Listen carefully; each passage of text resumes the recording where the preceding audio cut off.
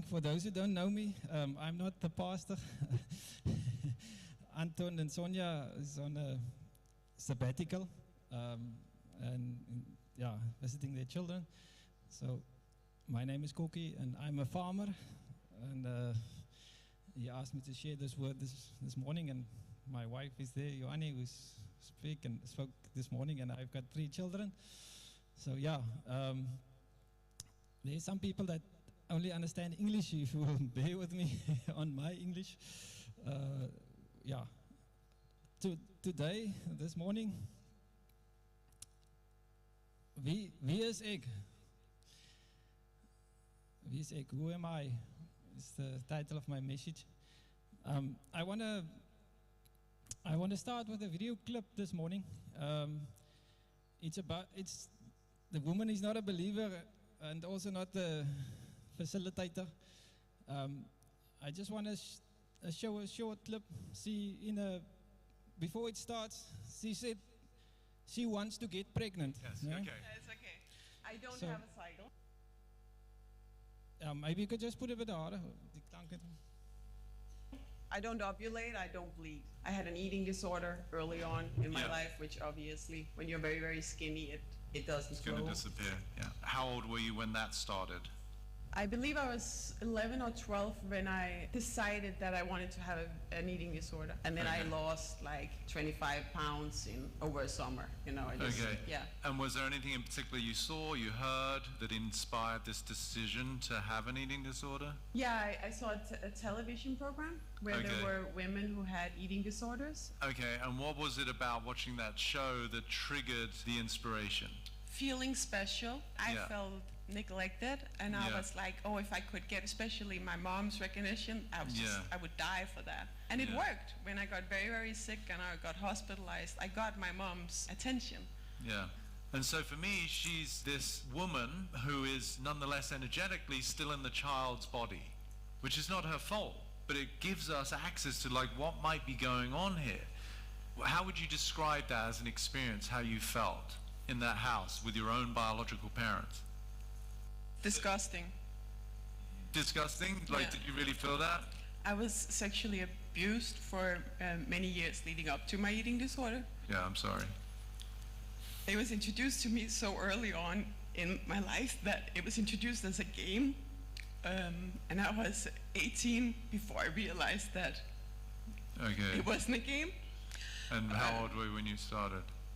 3 or 4 years old when it started. Sorry. And so this was happening somewhere outside of the house? It was after school? Yes, after school with a girlfriend. It was her older brother and her dad, and yeah. I'm sorry. I'm going to just come and give you a hug first of all. No, thank you. This is a lot.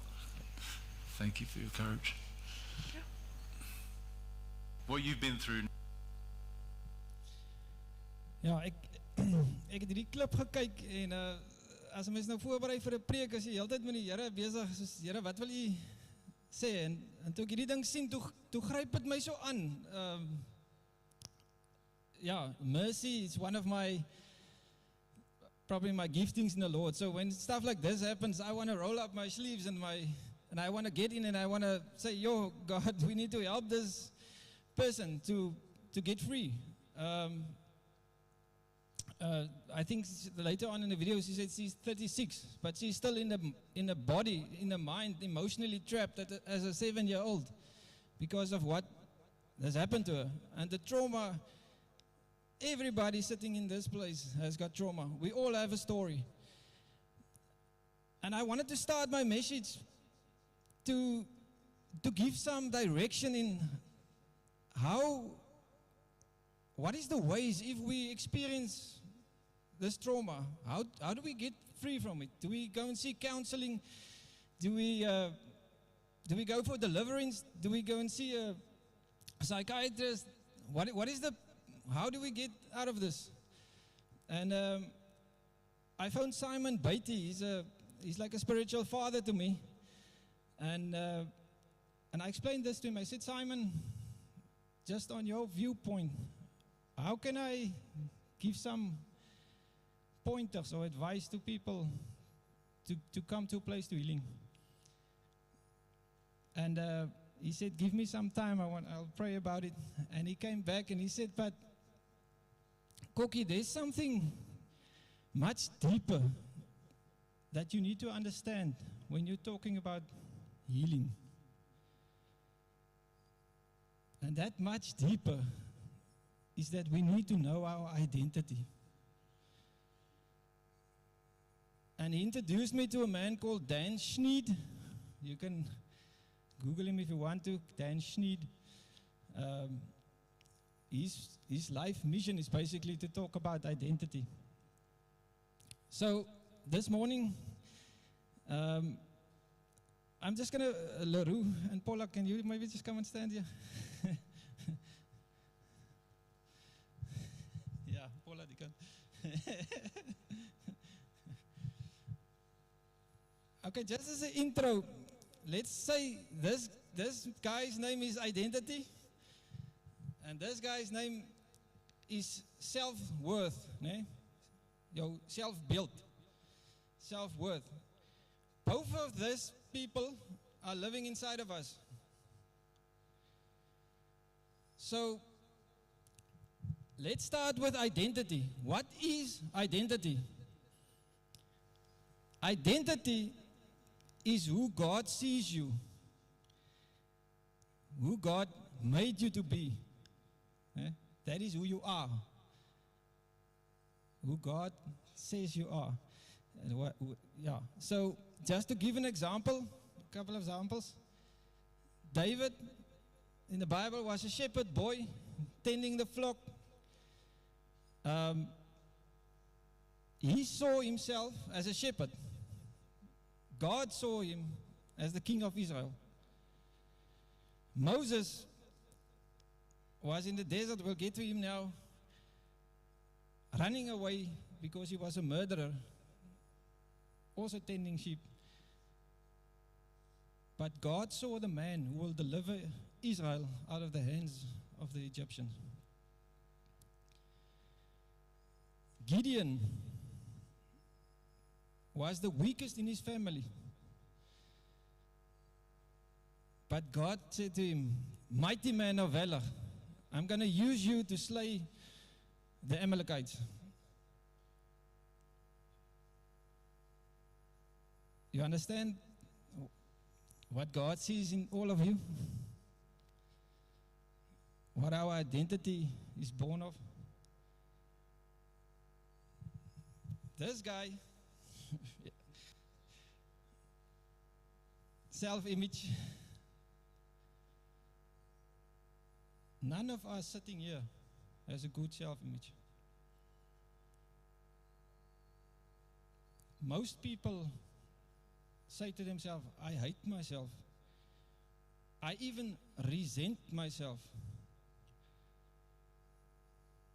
If you look in the mirror this morning, just take that example. You look in the mirror, what do you see? What do you think about yourself? What is the thoughts going in your mind? Do you like what you see? If you are really honest.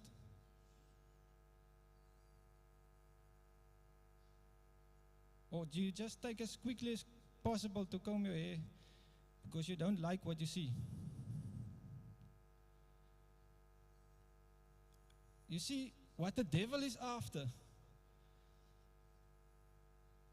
is to create in us a broken sense of self-worth.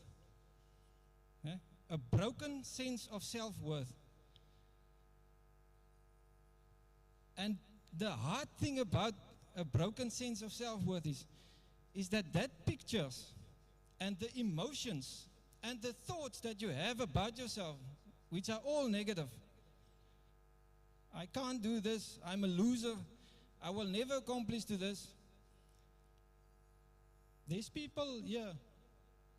If the world, every day, you're not performing to the standard of the world, you don't tell it to anybody, but you wish, can't I just die? I want to die. I want to go and sit under a bush and die. I can't take this hammering anymore, this emotional pain. And what the brokenness of self-worth, what is so hard about it is it's formed by real life experiences. It's not something made up of in your thoughts. You really were rejected. You really were an orphan. You really were sexually mistreated or misused or abused. You really were abandoned. It's things that really happened in this life. And that's how it becomes a stronghold. And that's how it becomes a place from where we live out of. And you know what the plan of the devil is? If he can steal your identity and he can make you live in a broken sense of self-worth, then he steals your destiny. Because destiny is born out of identity.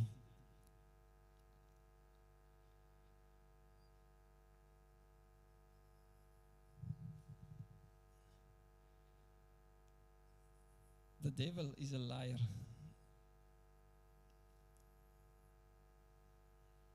Dankie, julle kan maar net sit. Ek gaan miskien vir julle later weer nodig hê.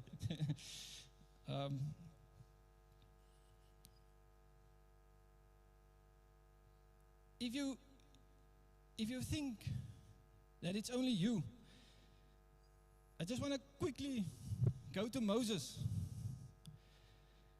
God went to Moses in the desert. He called him by the burning bush and said, Moses, I want you can go and read it in Exodus 3. This is my own translation.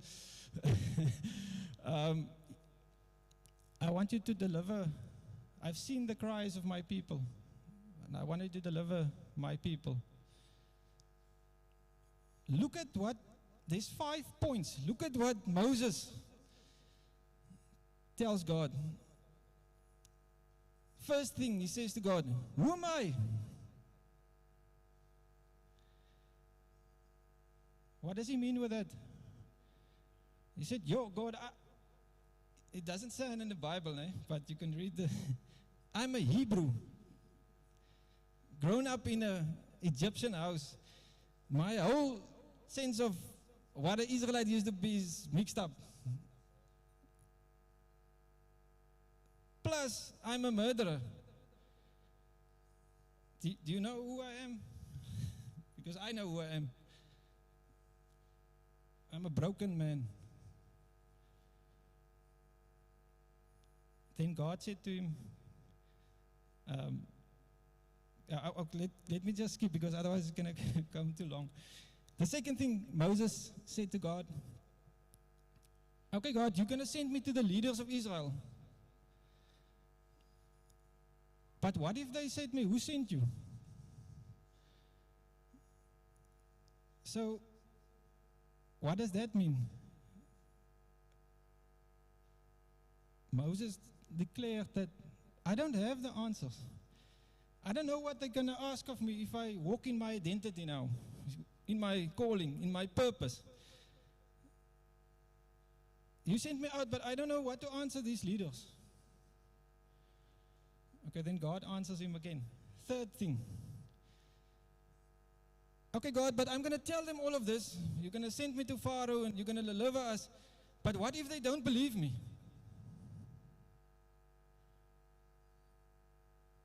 What if the people don't believe me? We're talking this morning on walking in your identity. Walking in the purpose God has for your life. See the strongholds coming up. It's in if I talk, it's going to be in all of you, me included. All right, the fourth thing, God answered him. The fourth thing, Moses said, God, I'm a man that can't speak well. Some people said Moses stuttered. I don't know if that was it, but it said it was difficult for him to speak. So now he started using other excuses. Okay, so God, get Aaron, he can speak on behalf and so. Okay, so God answers all that. Now it comes to the last one. He said, God, can't you get somebody else? Please, I don't want to go.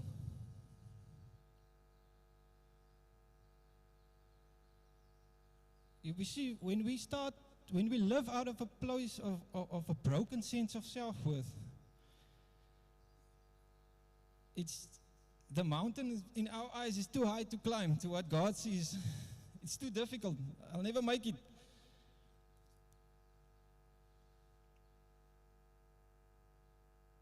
But if we come to the place where we believe what God says of us, what He's called us to do, amazing things happen. Amazing things happen. The Bible says He's able to do more in Ephesians. He's able to do much more than what we pray or think. So just take that verse, put it in Moses' situation. Could you think in the desert that Moses thought he'll stand before the sea, heat on it and it will open?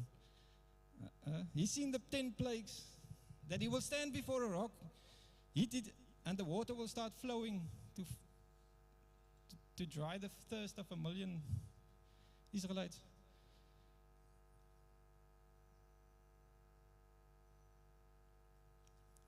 I want to skip to,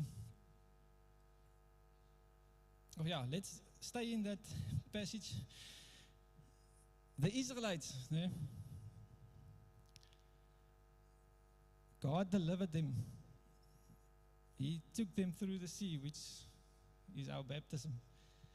He brought them in the desert. He provided manna. He provided water. He provided everything.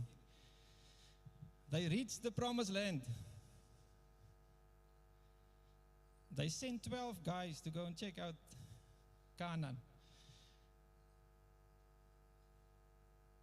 After all the miracles that God has done, only 2 believe that we can take this land.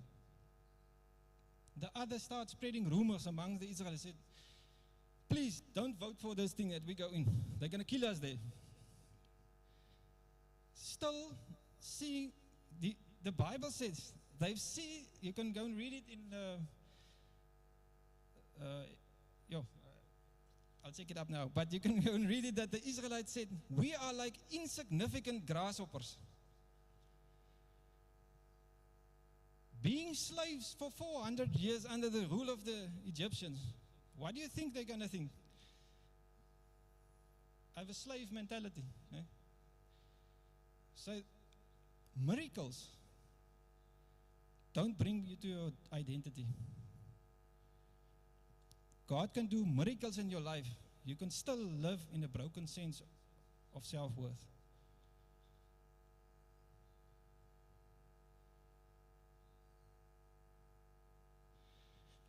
I want to move to Gideon. Gideon, Judges, the book of Judges, chapter 6. You can read there. The angel of the Lord comes to Gideon. He was thrashing out wheat because the Amalekites destroyed all the harvest and stuff. And then the angel of the Lord said, Gideon, the Lord is with you, mighty man of valor. And Gideon said, but most of us says, of a lot of us, God, if you were really with us, this would not have happened.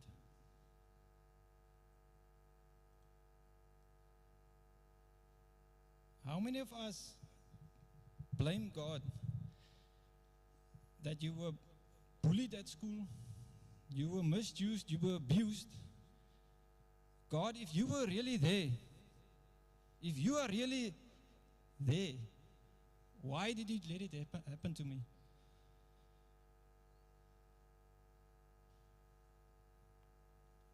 That's a big thing for us, from moving from a broken sense of self-worth to our identity.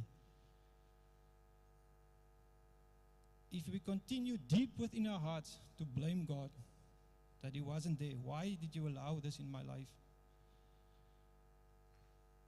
But the fact is, we are born in a broken world. We are born in a world of sin. And the devil's main plan is to make you believe that you're a broken, in your broken sense of self-worth, and to prevent you from seeing your identity and living your purpose.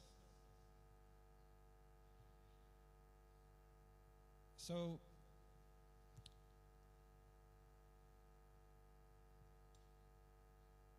Dan Sneed, he said by the age of 7, he already knew what he was going to do one day. He knew at 7 his purpose in the Lord. That was to preach the gospel. So at 7, he would gather all the children in his neighborhood. He would pack out in their garden wooden benches and stones and everything.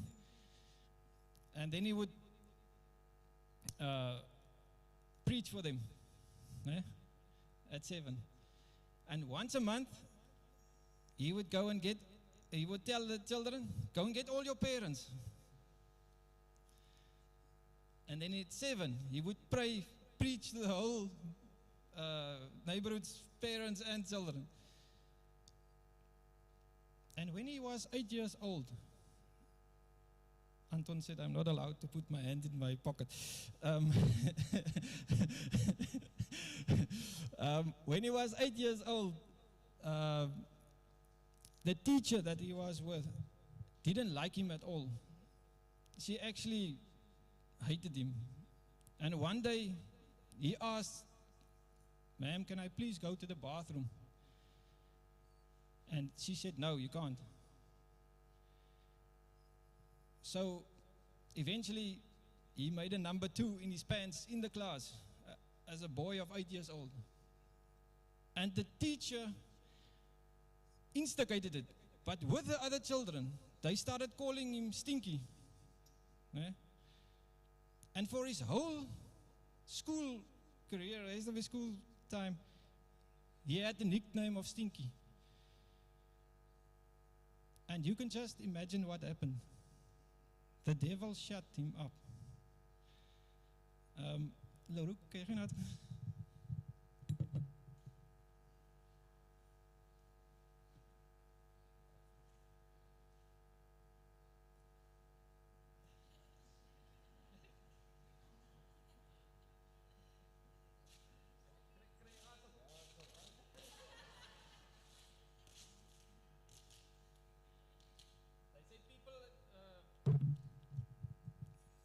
people remember pictures better than words. So I want to ask you, where did the devil get you? Because each of you here has a story. You were either left out, you were bullied, you were called names, your mother didn't like you or love you. Where did the devil shut you up? Because Leroux is an amazing man with amazing talents. But in this form, he can't do anything. So, yeah, Leroux. I'll free you.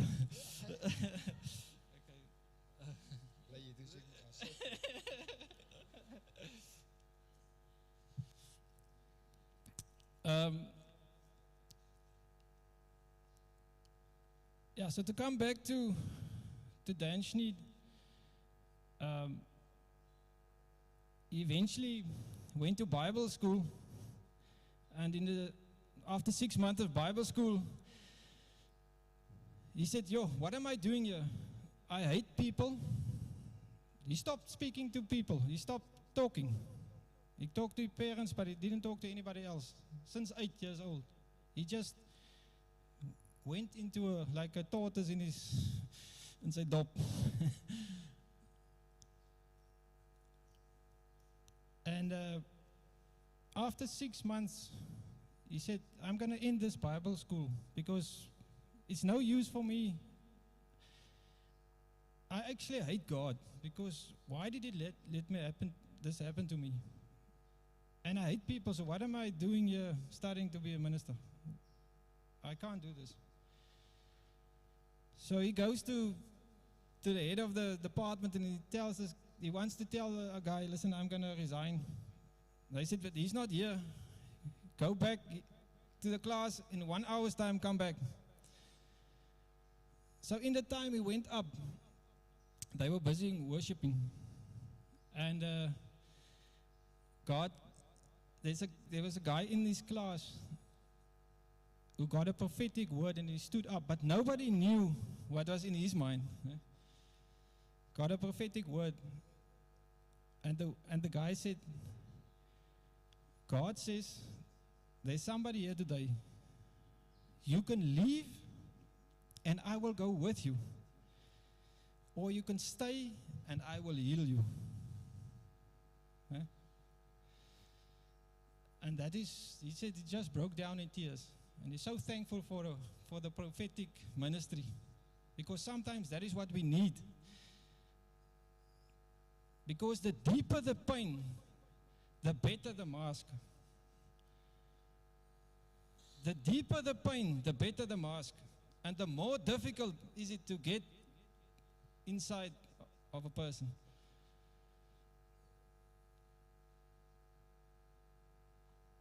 And God he decided to stay, and God started this amazing journey of healing, of redeeming him to his identity. And his ministry, he said, like some restaurants has got a specific thing they're good at making. They're good at making steak or they're good at making pizza. They said, but I'm good at preaching identity. And he started walking in that calling. So I just want to come back to the whole Exodus story. So the New Testament is a picture of the Old Testament. You got that? So if we take Moses in the New Testament, he's Jesus. If we take the Israelites who's in bondage, that's us. The enemy is God is in bondage. Okay, so now Jesus comes, he saves all of us. We go through the Red Sea, which resembles our baptism. We come into a place of spiritual safety in the desert. God leads us through the Holy Spirit with a fire at night and a cloud column by day. He feeds us with His word. That's the manna. Right. Now we're going to the promised land. The promised land is not heaven. The promised land is not heaven.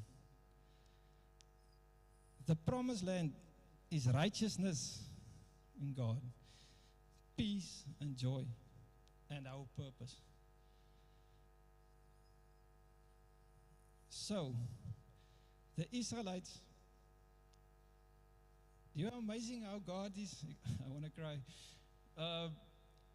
When the Israelites said, we will not cross to Jordan to take Canaan, God didn't become angry and leave them.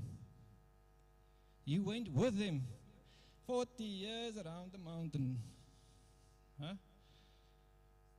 If you choose today that you will not pursue your identity in God and move into Canaan, the land of milk and honey, but you choose to live in the sense of broken self-worth, God will still be with you. That's how amazing how God is. But what is the Jericho? What is the walls and the giants that we need to, if we compare the two?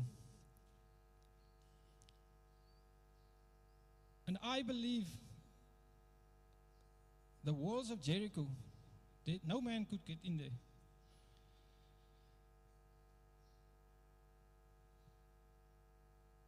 The walls of Jericho and the giants that was in Canaan is the strongholds that is in our head, that the devil has formed. And for us to move from a sense of self, so a sense of broken worth to identity in God, we need to slay these dragons and these giants, not dragons, giants. But like you know in the Bible, it wasn't done with power, nor with might. It was done by the Spirit of the Lord. They walked 7 times around that Jericho. You know the story. And they blew the trumpet, and the walls came down.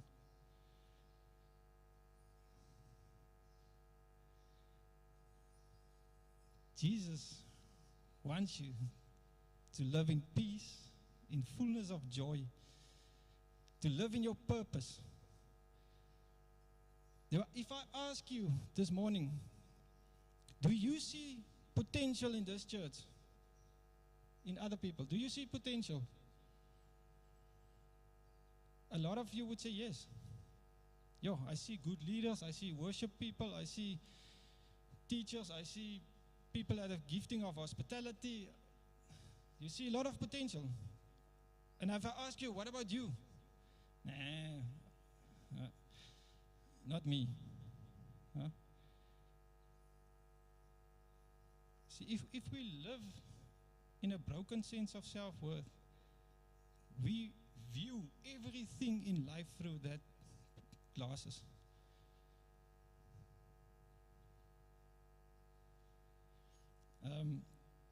I want to put up a scripture there.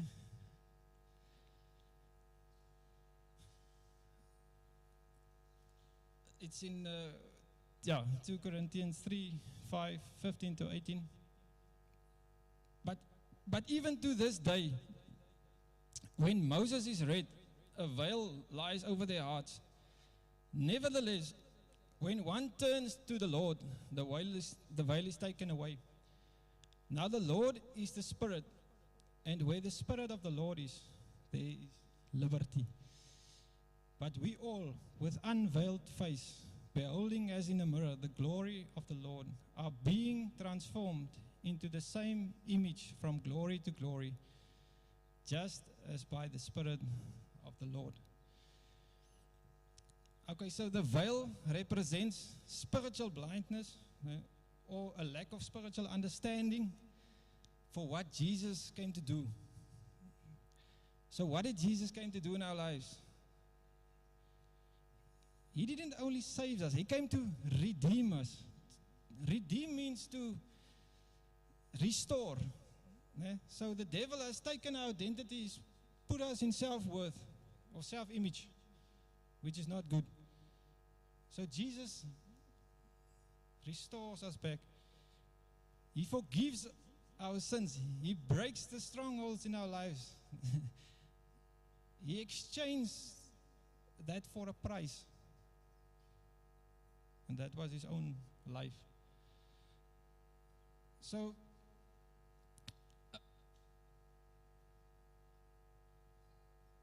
the amazing thing this morning, if you ask me, how do I move from a sense of self-brokenness or what, to identity?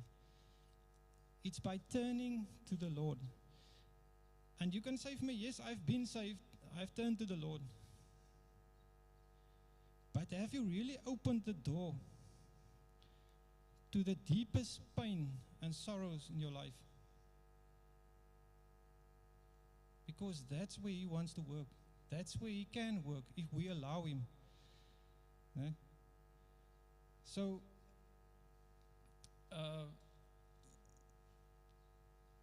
it starts by turning to the Lord. It starts by a decision. I'm not going to let the devil keep me in bondage for the rest of my life. I'm not going to live out of a sense of broken self-worth for the rest of my life. I'm going to live in my identity. I'm going to live in my purpose, and that will determine my destiny.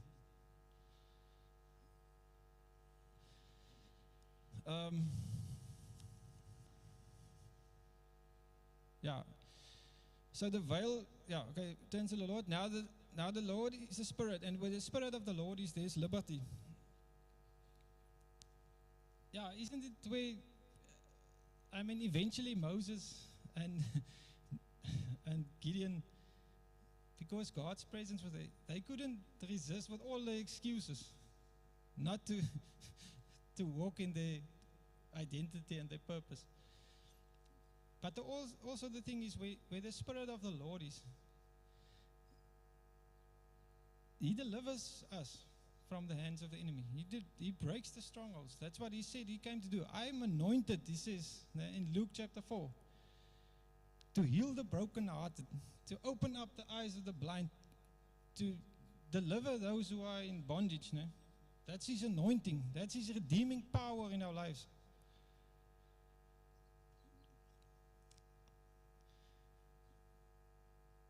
Okay, but we all, with unveiled face, beholding in a mirror the glory of the Lord, are being transformed into that same image from glory to glory.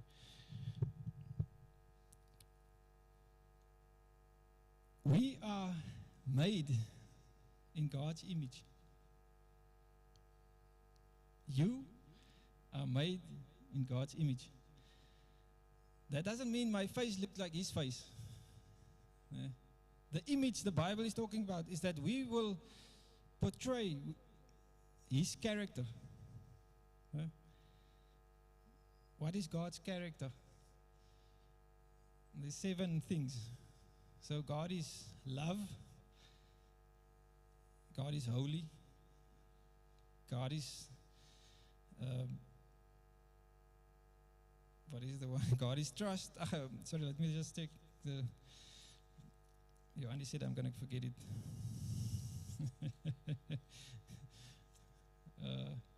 Just.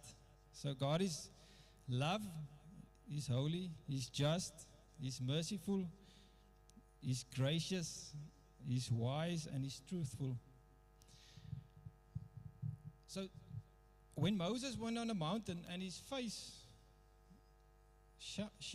was shining from the glory of the Lord, it spoke of something, but the Bible says it passed away. If you read the previous verse, but with Jesus, the glory of the Lord, to be in His presence, we can have the privilege. It's not passing away. We can have the privilege to live in His glory every day. And we are being transformed into that same glory. So what does that mean? It means all of us here will have the ability to love like God loves. To be holy like God is holy. To be truthful. So to be just like He is just. To be merciful to other people. To be gracious. To be wise. And to be truthful. Truthful means we're out deceit.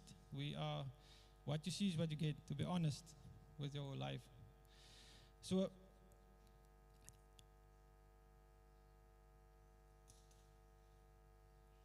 I want to end off with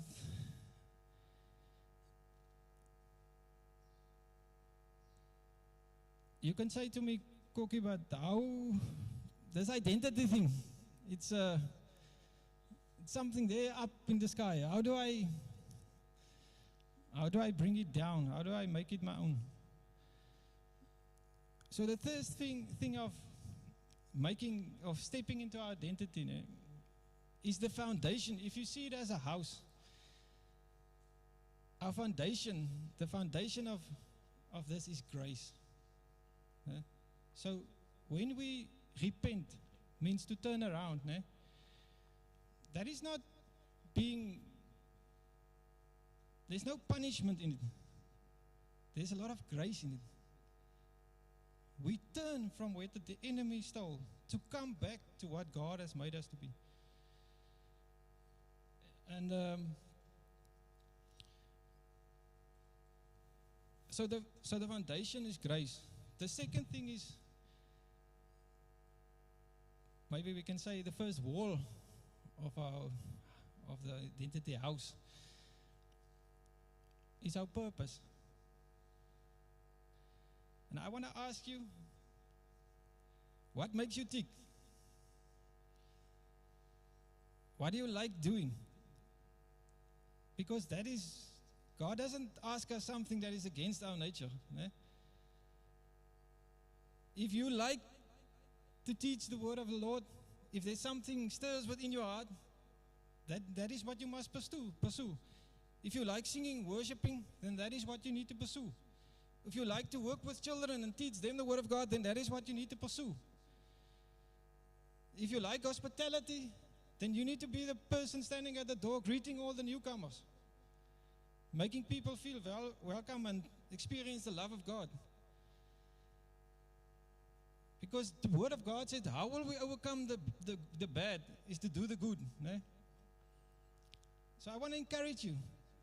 There's a lot of potential here. There's a lot of prophets here. There's a lot of pastors, evangelists, teachers. But because we sit in a sense of broken self-worth, we don't step out in our identity. We don't step in our purpose. Because we see ourselves as insignificant grasshoppers. God can't use me. I want to encourage you this week. Take a step and start to do the passion that God has placed within you.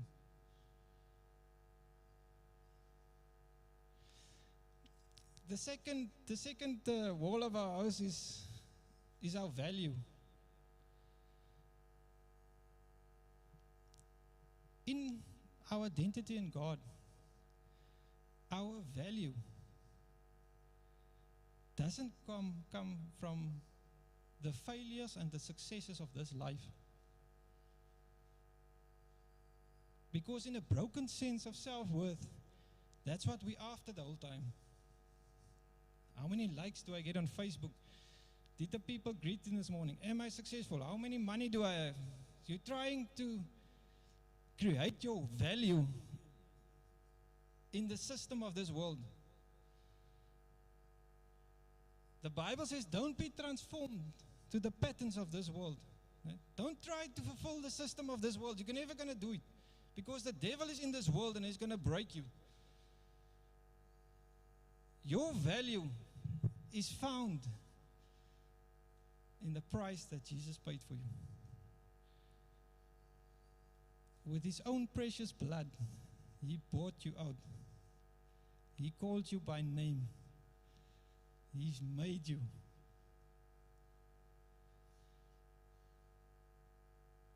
Okay. The third wall of our house is to start to believe what God says over me. And where do we find that?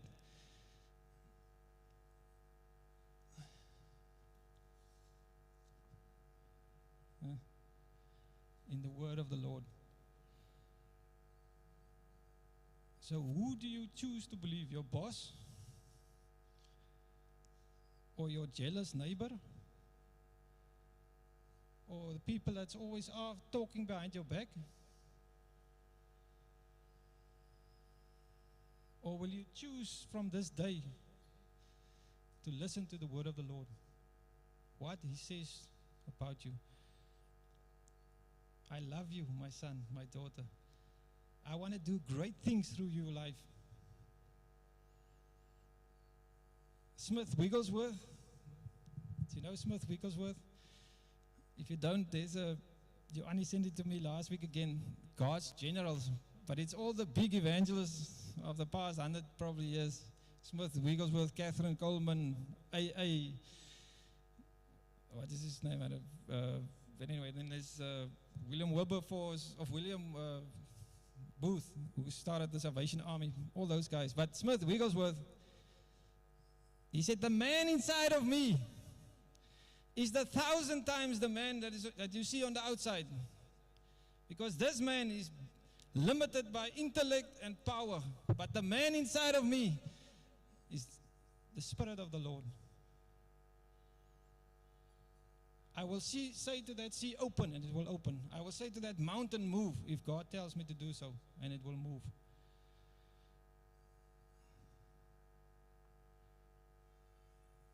See, our identity is founded in the Spirit. 2 Corinthians 5:17. The old is gone, the new has come. Everything is new. I'm a new creation in Christ. This guy, where all of us are living, me included many times, in a broken sense of self-worth, is founded in our flesh. So what drives this is our will, our emotions, and our thoughts. Is in our soul. But that is corrupt. We need to live from the Spirit. And now you can go to Romans that says, for every person who lives by the Spirit of the Lord, they will be called sons and daughters of the Lord. Because a tree will be known by its fruit. And if we live from our character and we live from the Spirit, we bear the fruit of God's character. Love, joy, peace, patience, kindness, goodness, faithfulness, gentleness, self-control. 9 fruit of the Spirit.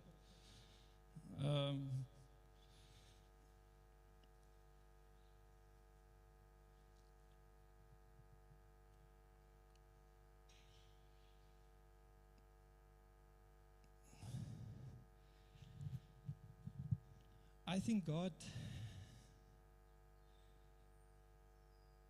is so excited to see us move from a broken sense of self-worth to our identity. Man, we can turn this town upside down. Huh? If you get yourself out of the way and allow the Holy Spirit to work through your body. The Bible said, Paul says, I pour out my life as a offering.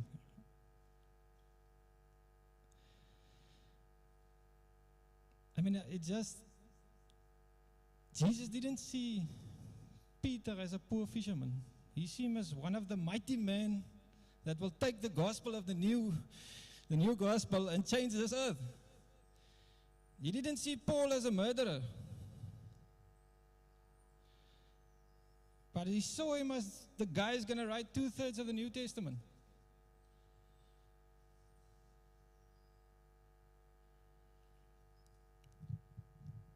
Now I want to end off and come back to the clip that I showed in the beginning.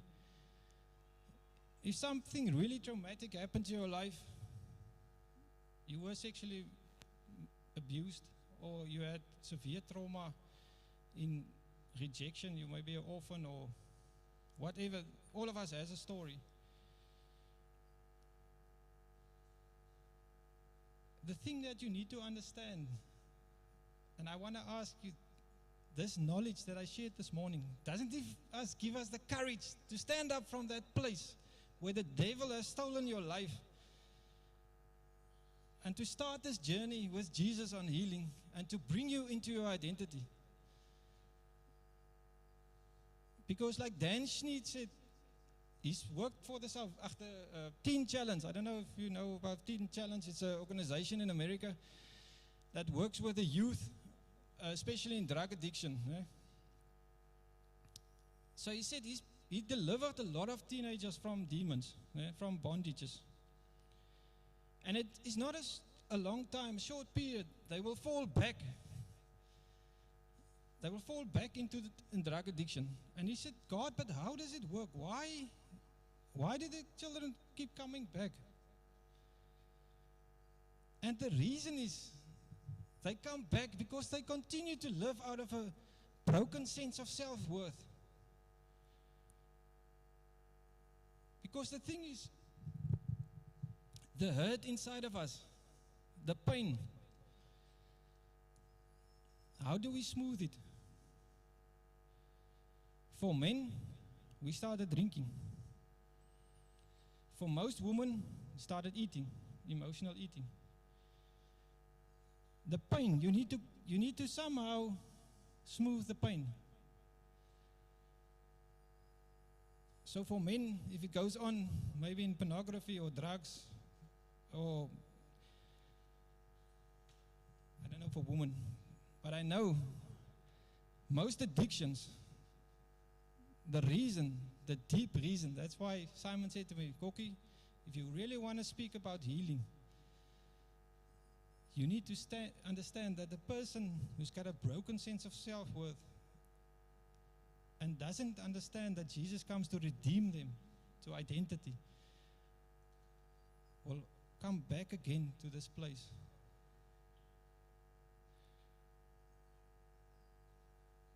So, yeah, I want to, am I past my time?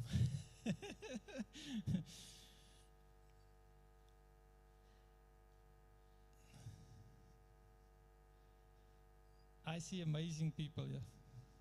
Huh? Wayne, can you just quickly come up? He doesn't know I'm calling him.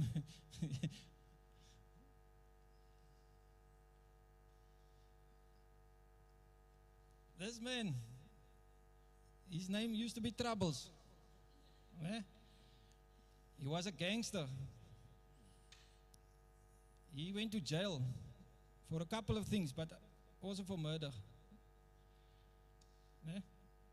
And when he got out of jail and he came back to Piketberg, the police said, yeah, this whole church thing will last 3 months and you will be back in jail. But I'm so proud of this guy. He turned to Jesus. And he allowed Jesus to take him from a broken sense of self-worth to identity. Today he's preaching for the youth. They invite him to different places to encourage the youth to stay away from drugs and stuff and the life that he's living, and it's stolen so much of his life. So in our own church, we've got to live an example.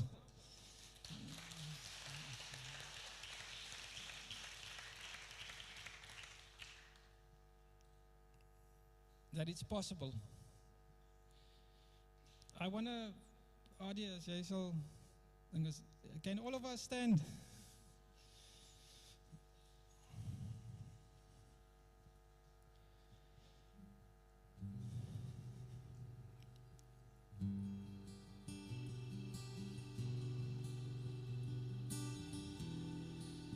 Yeah, I want to ask this morning, if the Lord has spoken to you, not Koki, if the Lord has spoken to you, and you know that you're living from a broken sense of self-worth, you like yourself, you see yourself as a loser, you actually most days just want to die, and it's been there all your life. And this morning, you want to take a step. I just want to also say, this is a process. Right? Healing is a process. For some people, it will mean to go and speak to people to pray for them. For some, it will mean deliverance. For some, it comes in worship. For some, it comes in their quiet times. But some way, we need to start to engage in this process of coming back to the place where Jesus redeems us to who He says we are and what He's called us in our purpose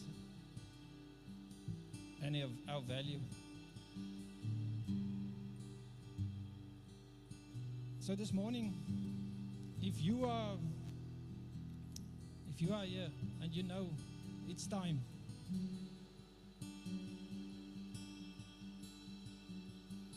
maybe you're 60, but you're still in the body of a 7-year, because when you were 7, something happened to you.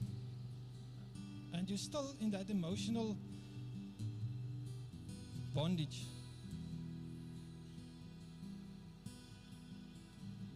This morning is an opportunity to say, Jesus,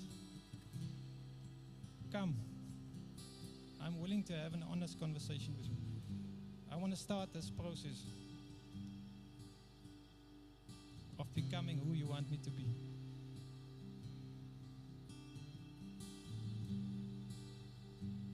There's a guy called Len and Jono. He's a father and a son, Len and Jono. So Len, he lost his wife to cancer. And that night he was so angry. He took a shotgun and he walked out on the grass. And he said, God, if I can see you, I'll shoot you. And he shot in the air. He was so angry at God. But out of that honest conversation came healing. And today he and his son is full-time missionaries. They travel the whole world.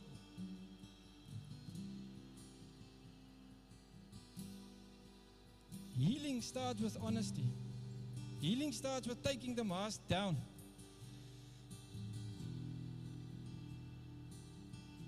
So maybe this morning you just want to come out, have somebody pray with you. Says, I'm ready to have some honest discussion with Jesus. I want to start this process. I don't want to live that I hate myself every day. I want to live in joy and in peace in what God has called me. So as Adi is praying, I just maybe want to ask the cell leaders to come and stand in front. So if there's people that want to come out, that we can just pray with you. I really believe that God wants to do some amazing stuff in your life. And He wants to make you a Moses and a David. So yeah, if you want to come out, it's...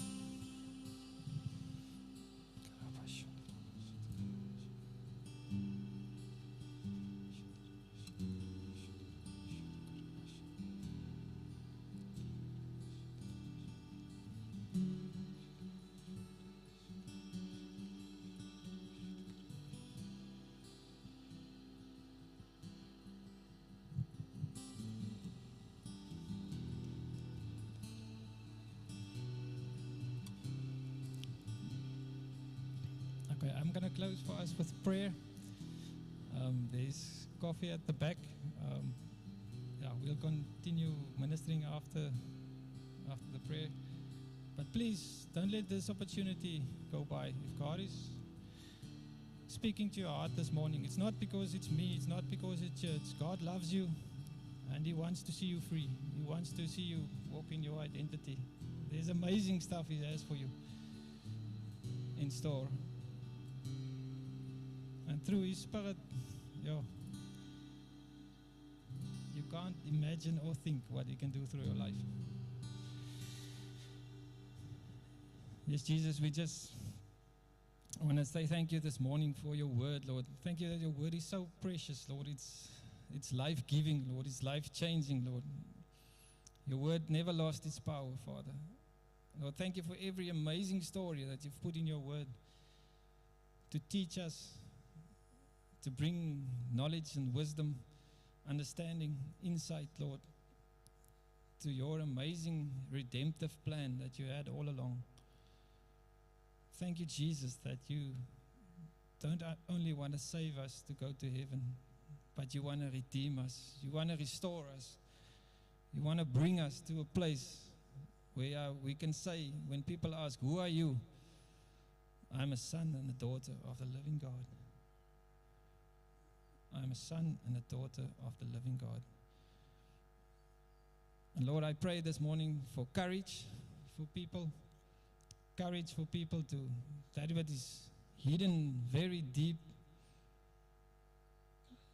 Lord, I pray that we will get the courage to stand, to move away from shame, what is keeping it in bondage. And that we will desire a wholeness of heart, that we will desire to be healed by you.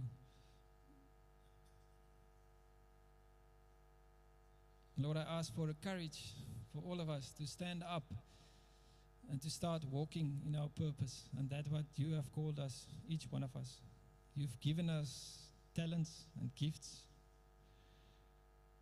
Lord, help us not to bury it in the ground, but to start this amazing journey with you. Lord, your word says you have given us the ministry of reconciliation. You've given each one of us the ministry of reconciliation.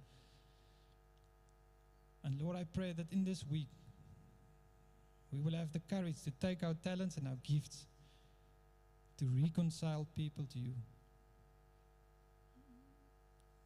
To see your kingdom come in Piketberg, in Porterville, Indekil, Aurora, Moreesburg, in our schools, our businesses.